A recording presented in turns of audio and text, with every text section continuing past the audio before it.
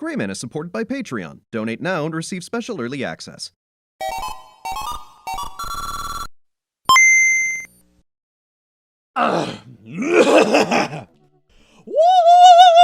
Hello, I am the Greyman, and welcome back to Dream Daddy. So, I've had successful dates with Damien, Hugo, and Craig, but I think it's time we make things a little bit, interesting. I'm gonna see what is up when I try to go out with Robert. And I haven't looked up much on this game, but apparently I had the right instinct in the very, very early episode where I did not sleep with him, because if you do sleep with Robert at that juncture, it is impossible to get the good ending with him. So, I'm glad I did that. So, let's do this and see how it works out. Robert was pretty nice. A little odd, but nice. And ruggedly handsome. We should hang out. I type out a message to him on DadBook. Hey, Robert, good seeing you again at the cookout. Wanna grab a drink? I think Robert has grabbed plenty of drinks at this point, man. Hey, it says he read my message. I anxiously wait for a response. Oh, gotta watch me some cat videos. I start down a rabbit hole of cat videos, and Robert quickly vanishes from my mind. I didn't realize how long I'd been doing this, but by the time I watch maybe my 30th cat video, Robert pops back into my head. I'll jump back over to DadBook to see if he's responded yet. Nothing. Well, I guess the guy's busy. I might as well make the best of my day. I get up, walk to the living room, and then sit down and turn on the TV. Let's go for game show. Ooh, Family Fortune's on. Alright, Nicole, your parents are in the lead, and it's up to you to win it big. Are you ready? I'm ready! They hook the contestant up to the lie detector in front of her parents. Who is your favorite parent? My mom? Ooh, sorry, incorrect. Next question! If both of your parents were hanging off the edge of a cliff, which would you save? This is terrible. We have our ways of making you talk, Nicole. I lose several hours to whatever the hell that was. Sighing, I get up and walk around the house. My stomach grumbles. Does this guy not have a job at all? Because if he doesn't, that is really hitting close to home right now. Time for lunch, huh? Well, I guess it's time for old Chef Man to cook up a gourmet delicacy. Chef Man was a Mega Man boss that never really caught on. I make a sandwich in its entirety while standing there. Who needs plates? The Standwich, a lost art. I admire my work for a second before I clumsily drop the entire thing on the floor. That's what you get for getting sassy. I look around to remember that Amanda's not home. This is still good. 5-second rule, right? I reassemble my sandwich, peeling pickles off the floor and putting them back where they belong, in my mouth. Wait, I'm a wreck. I finish my snack and walk around the house some more. Bored. When's Amanda coming home? Oh, I just remembered something. When we were packing up the old house, I found an old basketball hoop that would hang off of a door. It would really bring the living room together. I wonder where I put that. I spend a couple minutes poking around the new place until I find it. After installing it above one of the doors in the living room, I'm ready to dunk. Come on and slam, and welcome to the jam. Take a leap across the free low line and rocket that sucker down the net. The crowd goes wild. They're tolerating my bad rhythm. I pull it from the three-point line, breaking ankles and sinking in a fadeaway. And I forgot the rest of the words to this song. This game is one step ahead of my sarcasm. I don't know how to feel about that. Something Space Jam. I managed to just barely defeat myself at horse before Amanda comes home, and then we cook dinner together. We're proud of ourselves for not even coming close to burning down the house. I'm just an ordinary guy, burning down the house. What you have in front of you is a molecularly deconstructed sweet potato with a brown sugar demi-glace with creme fraiche, of course. This is literally a jar of baby food. The toddler immediately bursts into tears. Are we bad people for watching this? Yes, you are. Just then my computer dings. What was that? Oh, you probably just got a message. Man and I walk over to the computer and check DadBook. It's a message from Robert. You up? What does that mean? What you doing? What am I doing? What am I doing with my life? I completely wasted it instead of going to some nondescript job I may or may not have. Just chilling. I type back just chilling. Amanda deletes the G and hits send. Amanda, you know I'm a straight G and I need that in all of my messages. It'll make you look cool. A couple moments pass by. Another message pops up. Wanna grab a drink? That's what he means. He wants to hang out. I know what that means, Amanda. But it's kinda late. Come on, Pops, live a little. I am living with ice cream and traumatized toddlers. Well, it's your life, but I think you'd have a lot of fun tonight. You're trying to get to know the neighbors better, aren't you? Get to know them better, try to sleep with every single one of them in succession. You know, tomato, tomato. Well, don't wait up for me. I never do. I throw on a nice jacket and run out the door. It's only a short walk to Jim and Kim's, and it's a beautiful night. I walk into the bar and see the usual crowd of barflies drinking beer and watching sports. I spot Robert at the back of the bar and wave hi as I walk over. Hey man, how's it going? Hey. Oh god. Hello Vampira, nice to see you again. Having an AB negative, I see. Robert and Mary here? Ugh. I brought Mary along. Figured we needed a drinking buddy. Robert, in my experience, neither one of you need help with drinking. I was excited to get to know Robert a little better. Now I have to deal with this weird married lady making passes at me. And trying to suck my life essence all the time. Don't look so scared, kiddo. We're just having a drink, or 47. Yeah, speaking of which, I think it's time for the first round. What are you having? And let's have a beer. Well, admirable, I disagree. Robert orders 3 shots of whiskey and passes them between us. Those are all for me. I'll order your drinks in a second. Here's to bad decisions and relaxed moral values, fellas. Come on, fellas, let's all make bad decisions. Let's all buy stock in SoundCloud. We all knock back the shots. I almost choke on the whiskey as it burns down my throat. Holy hell, that was a kick. I look over at Robert and Mary, who seem like old pros at this. Emphasis on old. Robert's actually not that old. The whiskey has just aged him that much. He's actually 27. Let's get marching. What? The night's young, Chief. Come on. We're bar hopping. Alright. We leave the bar and start walking down the street. I still don't know this area of town very well, so I just follow Robert. So, where are we headed? I wish I was drinking. It's an Irish pub. A good pun is the whiskey to my heart. Puns are the lowest form of humor, great. Try harder. Ouch, am I gonna be the butt of the joke all night? Jesus, Mary and Joseph, put your fangs away for a second. We walk into Irish I was drinking. God, I actually am Irish and that pun is really hard for me to say. The bar is pretty much the same as Jim and Kim's, except for the old-timey Irish memorabilia on the bar. Next round, what are you having?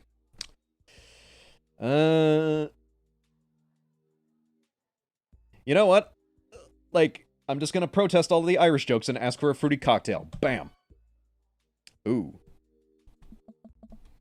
Robert orders 3 more glasses of whiskey and we post up in a garish green booth. Mary slides in and sidles up next to Robert, which makes me breathe a sigh of relief. Let's sip this one, why don't we? Suit yourself. Mary immediately downs her shot in 1 gulp and burps loudly. How do you burp from a whiskey shot? There's no carbonation. That'll put hair on your chest. You are truly the paragon of grace and beauty. Mary grabs my drink and sips on it. Hey! Gray, be a dear and get us another round, will ya? I don't know how to process this evening at all. I get up and order another round of drinks from the bartender. As I head back, I see Mary and Robert having a lively conversation. Robert roars with laughter. I don't think I've ever seen the guy smile, let alone laugh. I take a seat across the booth from them and pass out the drinks. So Edith's kid snuck some pot brownies onto the table at the last bake sale, right? And I spot that little hemp sweatshirted gremlin in the act, so I go up to Edith with the baggie and I'm about to tell her when all of a sudden she just freaks out at me. You're ruining the bake sale, she says. I should have been PTA president. Your roots are bad and blah, blah, blah. So what do? I told her to have a brownie and that everything was gonna be fine.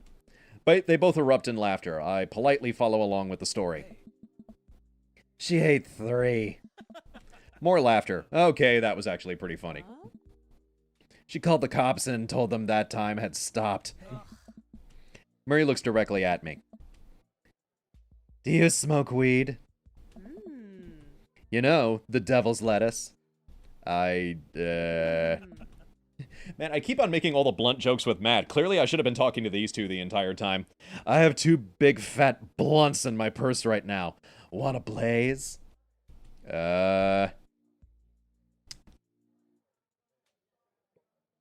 You with the feds? I worked hard for what I have, and no 2-bit corner boy is gonna drop the dime on me. So you take what you're pushing somewhere else, and I'll keep running my business the way I want to run it. What? Remember, you come at the king, you best not miss. Okay, am I just having a stroke right now? I haven't even smoked the weed yet. Oh, okay, Robert at least seems to like that. I'm just kidding, cowboy. Lay off the kid, Mary. He might not be used to your brand of humor. It's off-brand. I think we got it at a Ross. Fine, fine. We sit around and sip our drinks, people watching and cracking jokes. After a little bit of time, I begin to warm up to Mary. Which is very, very difficult considering I don't think she has a pulse anymore. Her jokes become much funnier and much less scary. The dead baby jokes start to... The dead baby jokes, stop. Eventually. But it seems like she's not going anywhere anytime soon. I just wanted some alone time with Robert. I wonder if I can get her to leave somehow. Just throw a little bottle of Jack Daniels across the corner and she'll go over there. Could you get the next round? You trying to ditch me, pal? No. Because if you're trying to ditch me, you can just tell me to scram. No, it's fine. Gray wants alone time with his new best buddy, Robert. Read you loud and clear. The wingman breaks formation to pursue their prey. Now, if you fellas will excuse me, Mary needs to sink her teeth into a helpless boy. Aha! I knew she was a vampire! Go with God. Nice seeing you. Come on. Deuces, nerds. Mary gets up and saunters over to a younger-looking guy at the bar. She grows on you. Like a fungus. Does she, though? I feel like she kind of delights in making men suffer. Well, she does. But what about her and Joseph? What about him? You know, they're married, and she definitely tried to get in my pants the other night, and I gestured to her across the bar while she's making goo-goo eyes at that young guy from before. He looks like he's being held hostage. Oh, that's just a thing she does. She's harmless. Much like a coral snake. Tell that to the boy she's hanging off of. Poor kid looks like he's seen war. Robert lets out a hearty laugh. Hey, I got him to laugh. It's at my misfortune, but I got him to laugh. Aw, man. You know, I pegged you for one of those straight-laced types. Oh, don't worry. I got pretty wild back in my day. One time I snuck into an R-rated movie. There's so much wild in me. I get so wild I've got a whole safari in here. Just really wild. All the time. Uh-huh. I am really blowing this date. Robert orders a couple more rounds of shots. I gulp. What am I getting myself into? Think he could go shot for shot? Oh, boy. There's only one way to look cool here. I grab the shot closest to me and down it. Robert looks impressed. He takes his shot and knocks it back. That's one. So, what do I even talk about? He's so cool, and he probably hates small talk. So how are things? I hate small talk. Okay. Too many people, and this isn't necessarily you, but too many people think they have to fill the dead air with noise. Personally, I think they're afraid of silence. Or they're afraid of what the other person's going to think of the silence. You want some unsolicited advice? Learn to be comfortable with silence. Nothing wrong with two people sitting in silence and drinking whiskey. They drink enough whiskey, they won't be silent for long, I can say that much. Robin and I sit in silence and drink whiskey. I take in the rest of the bar, patrons laughing, playing darts, spilling beer, Mary giving the hard sell to that young man, the young man pretending he's got a phone call from one of his friends. Huh. Maybe silence is nice sometimes. Save or kill a man? I choke on my drink. Excuse me? You know, watch the life drain from someone's eyes. It's not just their life, you know. It's their hopes and dreams draining away. Every memory and experience they've ever had, gone. It's like working retail. Great, me neither. Robert knocks back his shot and motions for me to do the same. I reciprocate. I'm just messing with you. Relax. I laugh nervously. I laugh nervously again. We sip more whiskey and people watch some more. Mary has her sights set on another man after the other one excused himself to the bathroom and, I assume, crawled out the window. Gosh, this whiskey's hitting me really hard. He did the Irish goodbye in an Irish bar. That's really fitting. This whiskey's hitting me really hard. You betcha. Robert gets up out of the booth, shouldering his jacket. Let's roll. Sorry, whiskey, inside voices. Let's roll. Wait, what about Mary? There's just something about Mary. Brother, Mary is going to be just fine. I look over at Mary, who's lying on the bar in front of some poor sap. She's singing happy birthday to him while he insists it's not his birthday. Happy birthday, Mr. President. We make our way out of the bar and back onto the street. I'm trying my hardest not to stumble, but man, that sidewalk is just coming right at me. I hope Robert doesn't notice me tripping over my own feet like this is the first time I've ever been drunk. You'll see. I follow Robert through street lamp spotlights until we eventually arrive at a rundown strip mall. There's a beauty salon, a sex shop, a computer repair store that looks like it's been closed for 10 years, and finally a liquor store. Wait here, I'll be right back. After a minute, Robert returns with 2 wine bottles and brown paper bags. He hands one to me. Cheers. He sits on the curb and drinks. He motions for me to do the same. This is really not where I expected the night to go. I take a sip. White Zinfandel? What? Nothing. I just wasn't expecting... It's delicious, fruity, and refreshing. Don't judge me. I start to say something, think of his lecture about valuing silence earlier, and stop. I sip on my wine and watch cars drive by. Let's throw rocks at shit. What? Robert suddenly hurls a rock at a stop sign. The ding echoes throughout the entire empty parking lot. Gong! That felt good. Fuck you, stop sign. He presses a stone into my free hand. Now you try. I don't know. With feeling. I look at the rock in my hand and look at the stop sign. Back at the rock. Back at the stop sign. Look at the stop sign, then back at the rock. Back at the stop sign, back at the rock. You want to throw the rock. Are you good at throwing rocks? Look at the gruff man who's asking you to throw the rock. You continue the dialogue. Whatever. I've been fucking this up so far. Let's do something that'll make him happy. I have unresolved resentment towards my father, and I'm gonna express it through property damage! I hurl the rock at the sign. It sails over the stop sign right into the window of a parked car, leaving a crack. Dude, run! I leap up and dart into the nearest alley, wine in hand. I can hear Robert's footsteps behind me. After I'm sure I'm far enough away from the crack window that I am no longer culpable for this heinous crime, I stop to catch my breath. Maybe we strike rock throwing from the to-do list. Suddenly my stomach growls. Oh man, I'm starving. Let's get pizza. I can't argue with that. Where's good around here? Actually, I don't even care if it's good. It just needs to be edible and in my mouth in the next 5 minutes. I know just the place. I follow Robert through a maze of alleys and side streets until we eventually end up in front of a tiny hole-in-the-wall pizza joint. The bright red neon sign reads, Pete's Pizza Pete. Pete's Pizza. I can see a few exhausted-looking workers behind the counter tossing dough and pulling piping hot pizzas right out of stone ovens. My stomach rumbles again. We go up to the counter and get ready to order. Can I get 2 slices of Hawaiian pizza? Oh wait, Gray, you're cool with pineapple on your pizza, right? Good God, I thought I knew you, Robert. Seemed to like that. Whatever. We wait a minute for our pizza to come out of the oven. I'm practically drooling at the smell. The cashier hands us a giant slice on a paper plate so saturated with grease that I'm worried it will fall apart. We take our pizzas outside and wander through the alleyways as we eat. I take a bite. It's absolutely delicious. Pineapple is truly the best pizza topping. You said it. Man, I feel way better now. You and me both. We hear noise coming out of a slightly ajar door in the alleyway. Robert looks at me excitedly. Got any more of that wild in you?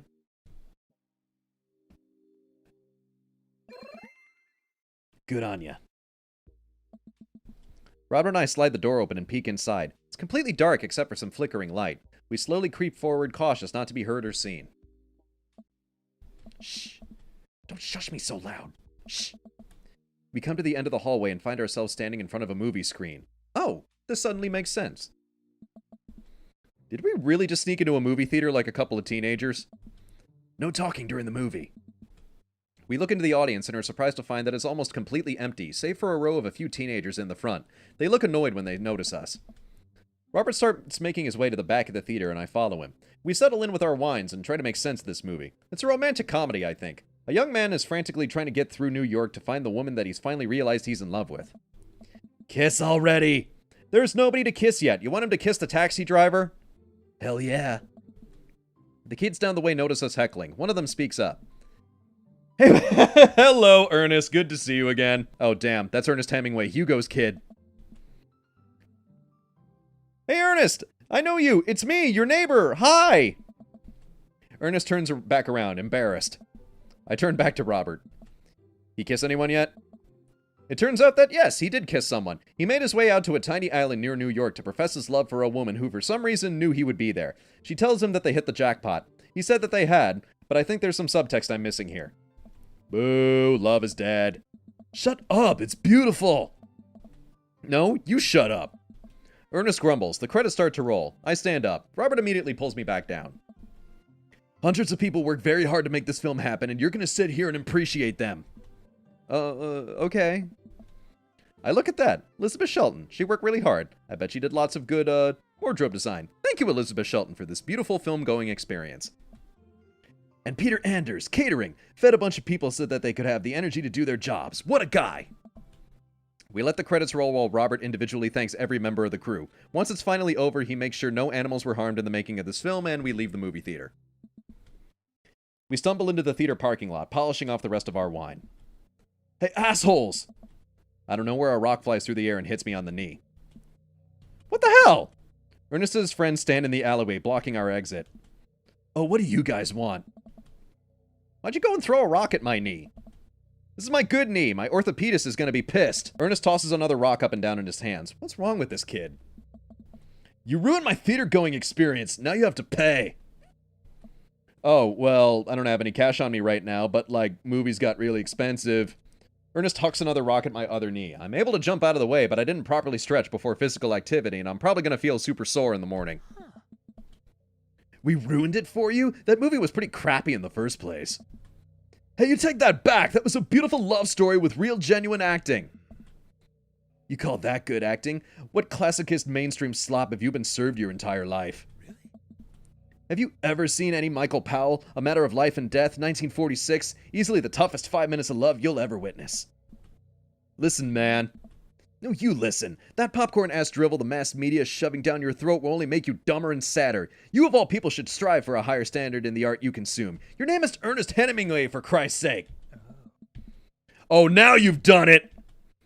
Ernest rushes Robert, screaming like a banshee. Ah! I dive between Ernest and Robert, trying to stop the kid. He lunges forward, kicking me as hard as he can in the knee. Fuck my knee! Robert gets in between Ernest and myself, as if he's seeing red. Fuck, my fucking knee hurts.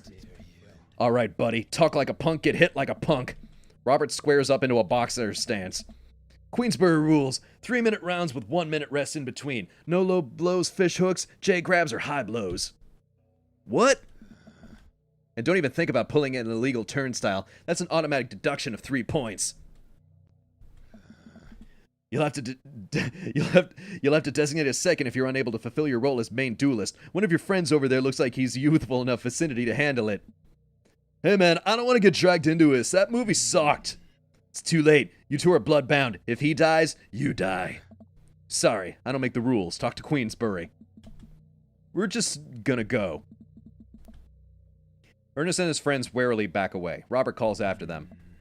The Queensbury Association will hear about this! And consume better content! Once the teens are safely out of earshot, Robert turns to me. Were you about to actually fight that kid? You kidding me? I would never hit a child. That would be despicable. You throw the rules at them, though, they always bolt. Nobody wants a Queenberry-sanctioned throwdown. But full disclosure, I made half of that up.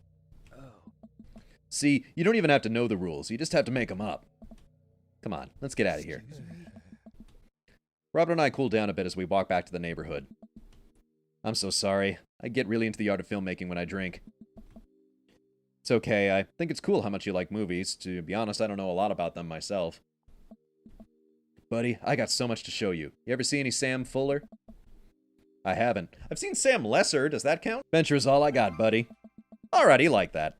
Robert throws an arm around my shoulder, and we drunkenly belt out tunes all the way back. We finally get to his doorstep. This was an interesting night. I liked it. Smile forms on his cheeks, a rare sight. Let's hang again soon, yeah? Yeah. I linger there for a second, swaying drunkenly in the night breeze. Robert claps me on the shoulder. Night, buddy. Robert heads back inside, and I stumble my way back. I can't believe I still got the A rank on that. That was actually one of my lesser performances so far, but, yeah, I'm glad that worked out.